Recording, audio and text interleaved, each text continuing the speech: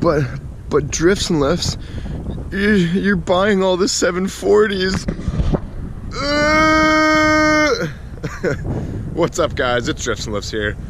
Oh, and welcome back to the Drifts and Lifts Epic Volvo Drift YouTube channel.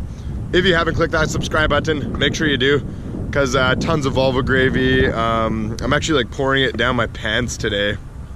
I don't know, it's kind of weird, but felt like the right thing to do. All right, guys, so as the title states in the video, on the weekly Volvo 740 purchase, this is our car that we're working with. So you guys already know I have a bit of a problem. I can't say no to a good deal as far as a 740 goes. If it's really dirt cheap, no matter what like style of 740 it is. I apologize for the wind in advance here.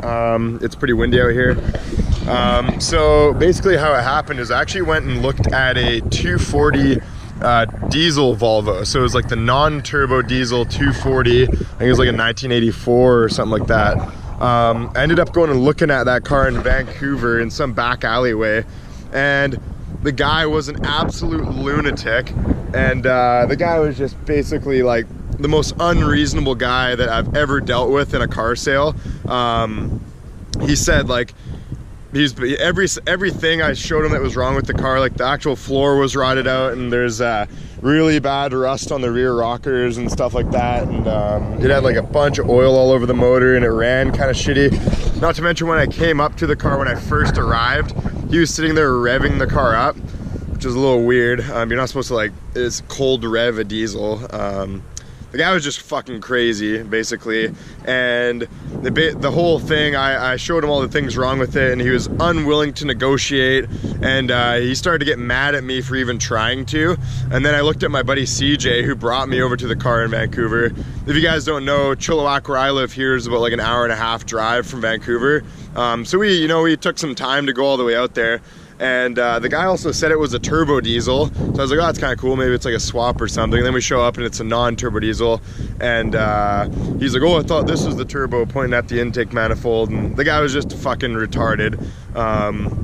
So I looked over at CJ and I started laughing because this guy was so crazy. Like everything I said, he would instantly cut me off, and he would start blabbing about how 5 other people want to come look at it and blah, blah, blah. Basically it ended. The guy was like, you know what, you can get the fuck out of here. I don't want to sell this car to you. And I was like, peace out, man. So that's kind of how that ended. And all of a sudden we walked down the alleyway, like about, 500 meters or whatever, not even. Ooh, it's getting rough out here. And then I see this 740 parked in some kind of tucked away area, and it had moss on it. As you guys can see, we got some moss growing here. It had a flat tire, and the muffler was hanging off. It was literally like not attached by anything. It was basically just a tiny bit of rusty crusty. Me and my buddy Kieran kind of described the muffler as like an egg roll, or like a, like from a Chinese restaurant, like an egg roll. It was all crusty. Pretty funny. The muffler was completely rotted out. Anyway, so I was like, oh, look at this 740. I wonder what the deal with this thing is. So I left a note on the car, actually, and pretty sure if we walk around here, we can still see where my note was. Yeah, I taped it to the car real good. Luckily, the guy was a really nice guy, or else he could have got mad at that. There's some tape still left over.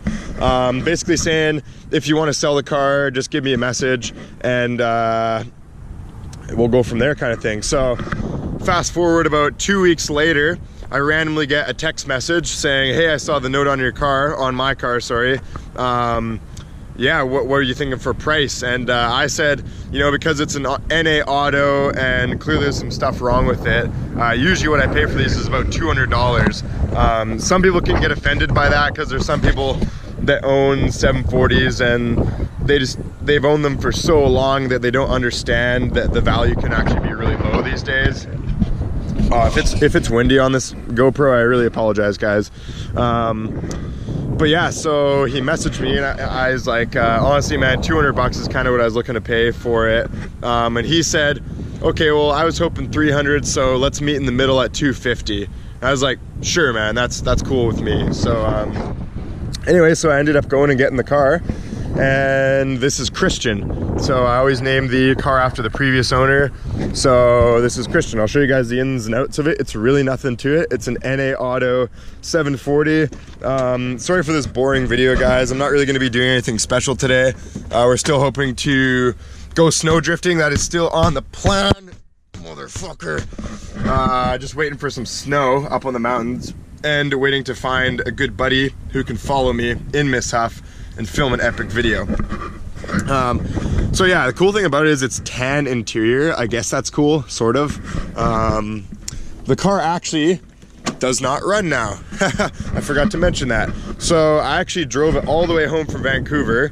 It didn't have a hiccup, nothing wrong. It actually drove really good. The gas was really old. Like, it's been sitting there for like a year and a half or something like that.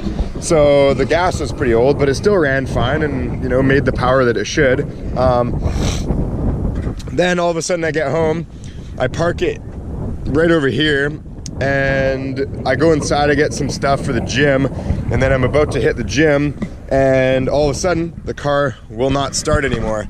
So I'm thinking it's something to do with this immobilizer switch down here, but I've flicked the immobilizer back and forth and it didn't really help at all.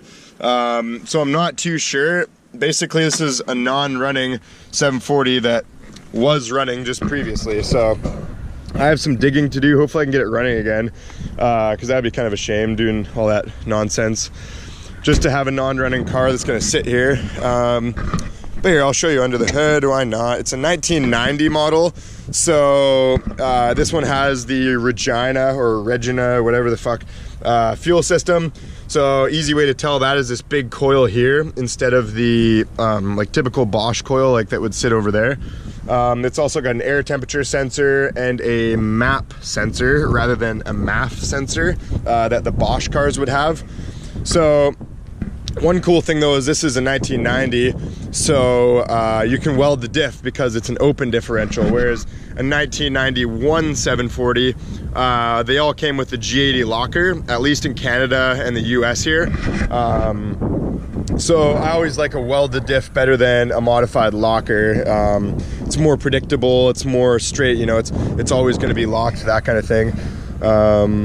Yeah, so this is basically Christian, guys. As you can see, like, look how like grimy this is, all this like moss and mold and stuff, and it's got a lot of moss growing on it.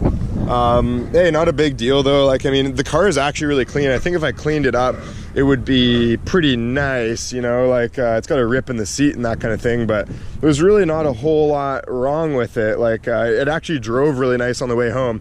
One thing I'll also show you guys is if you look at the miles on it, it only has 95,000 miles. So I don't know if this cluster was swapped at one point.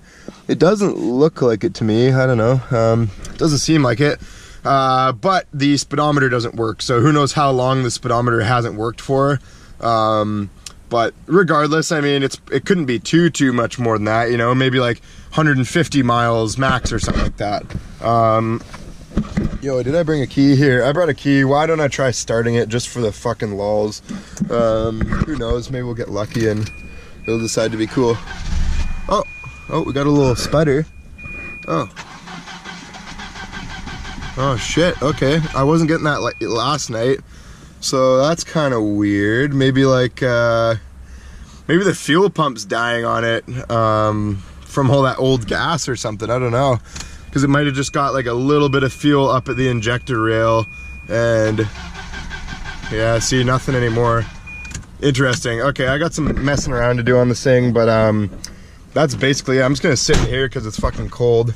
Jeepers. Yeah, it's got like the crank sunroof, kind of cool. It's got some aftermarket CD player that did not want to play my cool custom hip-hop gangsta CDs.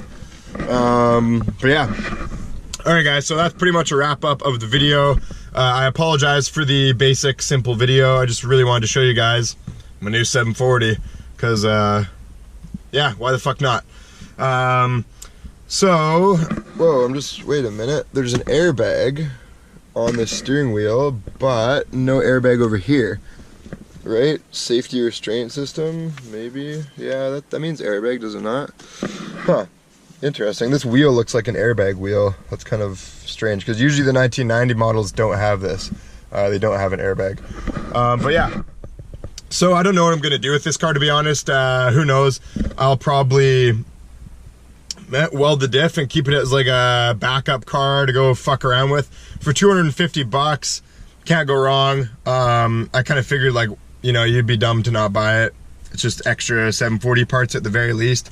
If somebody local, if one of you guys local wants to buy this car off me and give me like a little bit more than I paid for it, like 350 or 400 maybe, I would probably sell it to somebody. It's got a cracked mirror pretty bad, actually. I just noticed that. And that mirror is missing. Right on. But yeah, if not, then I'm probably just going to weld the diff up and we'll probably take it down some rally roads and have some fun with it and that kind of thing. Because Tim over there, as I showed you guys last video, is now a parts car. So that car can kind of feed all my other cars if I need random little parts here and there. It actually helped out for Miss Huff. I needed like tail lights and the headlights and that kind of stuff. So it has its uses. But that's basically it, guys. So if you haven't seen the new Volvo Drift beer design, which is the Pale Ale, go check that out on the Drifts and Lifts store. Here's a picture of it right here.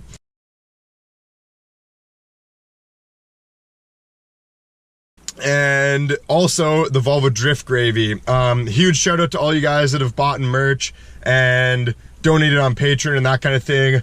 I love you guys. Fucking, I wouldn't be able to do this if it weren't for you guys buying my merch and supporting me. So I appreciate it a lot. I really like that design too, the Volvo Drift Gravy. Volvo Drift Gravy. You know what I'm saying?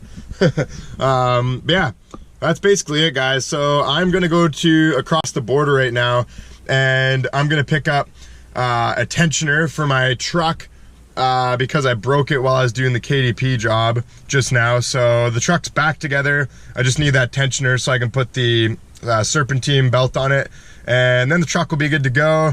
I'll probably, I'm actually gonna take Randy, the previous owner of my truck, for a rip in it. So we're gonna be filming a video of that. That's gonna be pretty cool.